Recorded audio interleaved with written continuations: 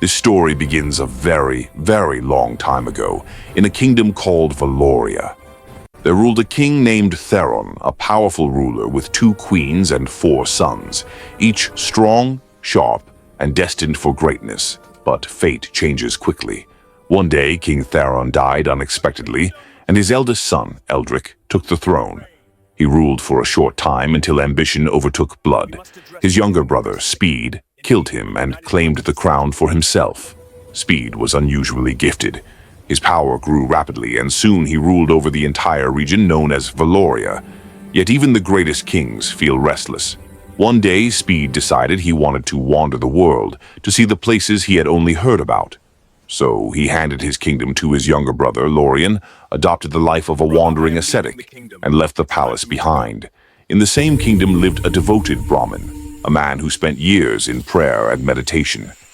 Moved by his discipline, a divine being appeared before him and granted him a fruit that would make whoever ate it immortal. The Brahmin brought this gift home and showed it to his wife, proudly repeating the god's words, but she refused it. "What good is immortality?" she said. "If we live forever begging for food, give it to the king. He'll reward you." So the Brahmin went to King Lorien, offered the fruit, and explained its power. The king rewarded him generously and sent him away. Lorien deeply loved one of his queens, so he brought her the fruit, wanting her to live forever. But the queen was unfaithful. She gave the fruit to the city's military chief, with whom she secretly met. The military chief, in turn, gifted it to a courtesan he visited often. And the courtesan, she believed this was a fruit only the king deserved, so she carried it back to Lorien. When the king held the fruit, he recognized it immediately. His world shattered. He confronted the queen. At first she lied, but when the fruit was placed before her, she confessed everything. Devastated, Lorien realized the truth. In this world of illusion, nothing is permanent. No relationship is certain. He washed the fruit, ate it himself, abandoned his throne, and disappeared into the forest to live a life of meditation. When King Speed heard that Lorien had left the kingdom, he returned home immediately. But entering his own city wasn't easy. As he approached at midnight, a divine guardian appeared and blocked his path, a being sent by Lord Etheria to protect Valoria in the king's absence. Speed declared, "I am Speed, the true king." The divine god challenged him. "If you are truly Speed, defeat me." The two fought fiercely, and Speed overpowered the guardian. Impressed, the divine being spared his life and revealed a secret. "Speed, the night you were born, 2 others were born under the same star, one in the house of an oil merchant, the other in the home of a potter. You became king.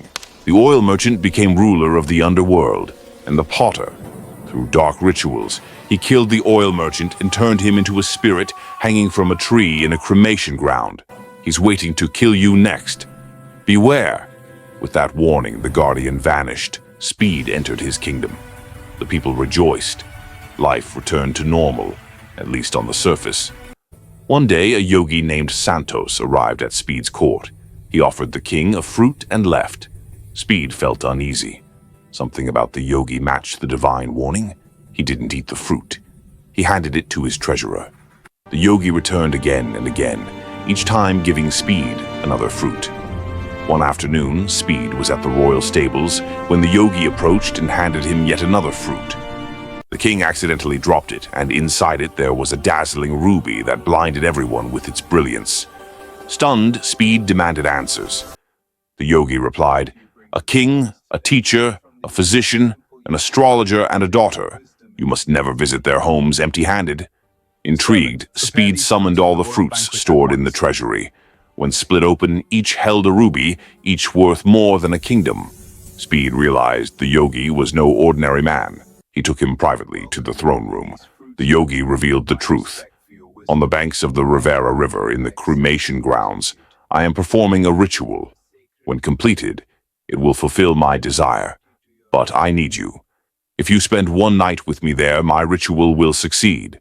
Come alone armed, on the night I tell you." Speed agreed. When the chosen night arrived, Speed traveled alone through a storm. Rain hammered the earth. Ghosts screamed in the distance. Wild animals roared from every direction. Yet Speed did not stop. He reached the cremation ground and saw it, a massive seeress tree and a corpse hanging from it. This was the spirit the divine guardian had warned him about. Speed climbed the tree, cut the rope, and the body fell, crying loudly as if alive. When Speed asked, "Who are you?"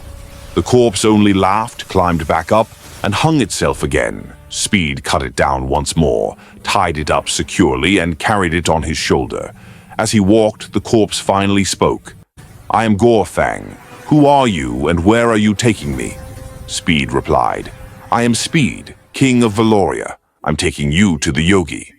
Gorefang said, "I will go with you, but on one condition. If you utter even a single word, I will return to the tree."